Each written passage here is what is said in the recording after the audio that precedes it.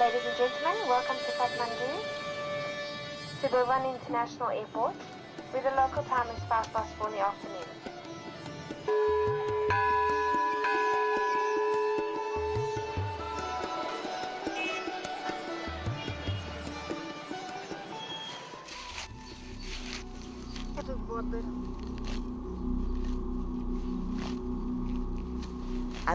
We saw his picture on television. His hands were tied. He was saying what his captors told him to say. They killed our only child.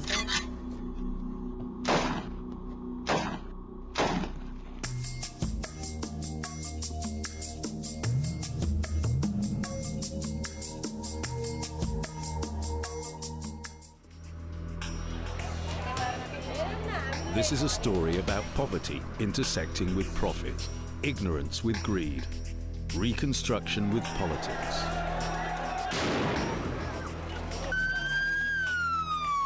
And much of it plays out on the mean streets of Baghdad.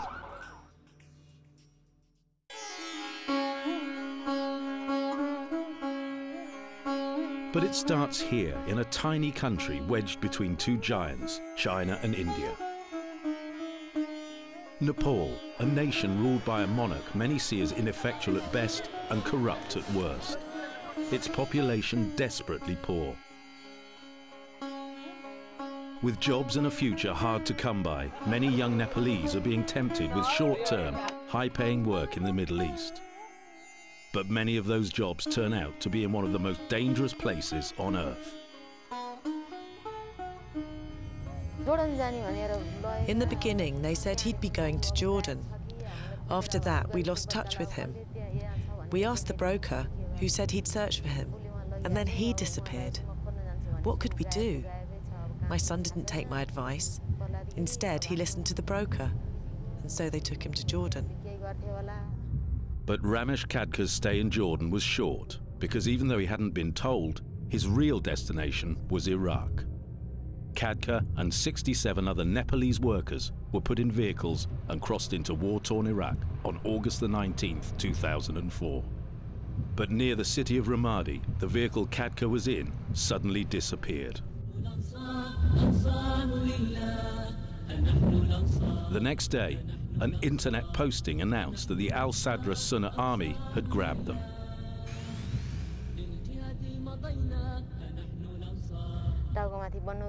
We've received no news of him since he left us. No phone calls, no letters. And when he did finally reappear, it was only on TV and in such a bad condition. It was a terrible day. I'll never forget the moment I saw him. Then, 2 weeks later, a video that shocked the world. It showed the execution of 12 Nepalese workers. Ramesh KHADKA was one of them. The video came with a clear warning. Any foreign laborers found in Iraq would face the same horrifying fate. What I've heard is they had gone to serve in some American farms. They were killed just because they were associated with the Americans.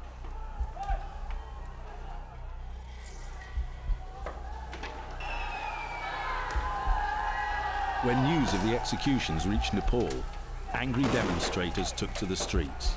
Protesters set a mosque on fire in the capital, Kathmandu.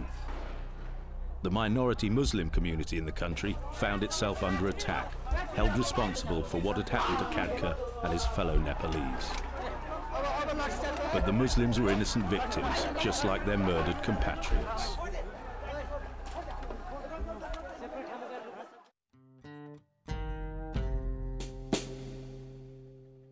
There is a maze of contractors, subcontractors and brokers at work in Iraq.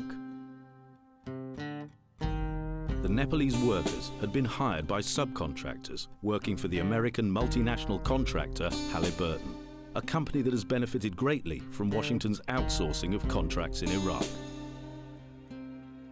HALLIBURTON is a perfect example of a company that's made millions, if not billions of dollars by servicing the needs, short-term needs of oil companies. So when you have a huge project like Iraq, they automatically assume this is the way to do it. US Vice President Dick Cheney is a staunch defender of his former employer. Halliburton's a fine company, and as I say, and I have no reason to believe that anybody's done anything wrong or inappropriate here. Cheney is the former chief executive of Halliburton. The White House emphatically denies any suggestion that Halliburton has received preferential treatment as a result of this association. Even so, critics suggest that the Bush administration's policy of outsourcing contracts to companies such as Halliburton is compounding problems in Iraq.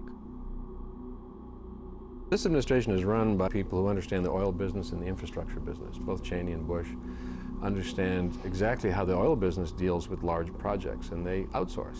The Bush administration is using the poor, not only of the United States, but of the world, to wage an offensive war against the poor of Iraq. I mean, this is an incredible development in the history of warfare and in democratic governance. I mean, this is a very serious crisis we have right now. Halliburton earned its reputation for post-war reconstruction work in Afghanistan after similar ventures in the First Gulf War and in Somalia. But nothing has been as big nor as lucrative as the Iraq project. This is part of a grand plan that was put into full swing in the early 1990s when Dick Cheney was the defense secretary under George H.W. Bush. Every year of that administration, they cut back on the military. And it wasn't because they were anti-military. They wanted to enact a very radical privatization agenda. Billions of dollars are being spent, and tens of thousands of workers have moved into the country. One of the biggest projects is the new American embassy in Baghdad, with the total projected cost $600 million. And some observers claim questionable labor practices have been used in the embassy's construction. I read a story where there was a smuggling operation going on, bringing workers into the embassy project, which will be the largest embassy in the world, the size of Vatican City. Several workers told me they would get on planes, be handed Dubai boarding passes, and land in Baghdad with a plane load of workers from Nepal, from India, from the Philippines, Sri Lanka. Some people said they weren't sure the workers knew where they were going. Others said they did. Some of Finney's information came from this man, Rory Mayberry. A former US Army paramedic, he later worked for Halliburton. He flew into Baghdad in March 2006. Of all the workers on board, he was the only American. He witnessed firsthand the laborers' confusion and fear. Once you get into Baghdad, you're like a herd of cow. You follow the first person that's going to tell you what to do because you think that person knows what to do to keep you safe. Everybody knows the dangers of Baghdad. So when you have a white bus in front of you and you're escorted to that bus, are you going to get on it or are you going to stand in the airport? Everybody gets on the bus.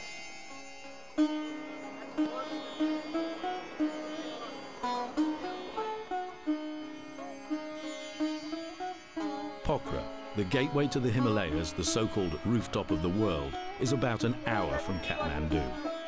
This is prime recruiting ground for the labor middlemen.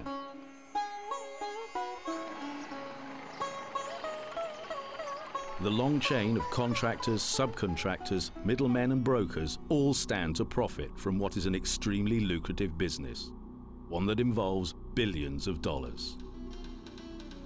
The money chain begins here in Nepal and passes first through India, then the Gulf region, and finally into Iraq. Like thousands of others, KUSH BAHADOUR was hired by agents in Nepal. He promised us jobs with attractive salaries. We used a company which we were told was in Mumbai. When we got there, there was no trace of the company. We were only being shunted forward and sold along the line from one agent to another. But Bahadur decided to return home and realized he had a lucky escape. The day I was at the airport, there was talk that laborers were going to work at an American base there. And the conversation centered on salaries ranging between $500 and $1,000. It's illegal for Nepalese citizens to work in Iraq. So on his return, Bahadur and his family reported the agent to the police. But he says they did nothing. Journalists, however, picked up the story. I was determined to follow up this case. They were in a police station where a broker who was also connected to the case was detained. I witnessed once again the heavy-handed tactics used by the Nepali police. I was certain that the police and the broker had some secret arrangements. The police not only refused to listen to the plaintiffs, but then, as I was informed, they released the broker. We wanted to find out more about the shady world of labour contracting in Nepal. So we have concealed the identities of these two men who agreed to help us. They arranged a meeting with a broker in a modest hotel room. Our hidden cameras were ready to record the conversations that took place.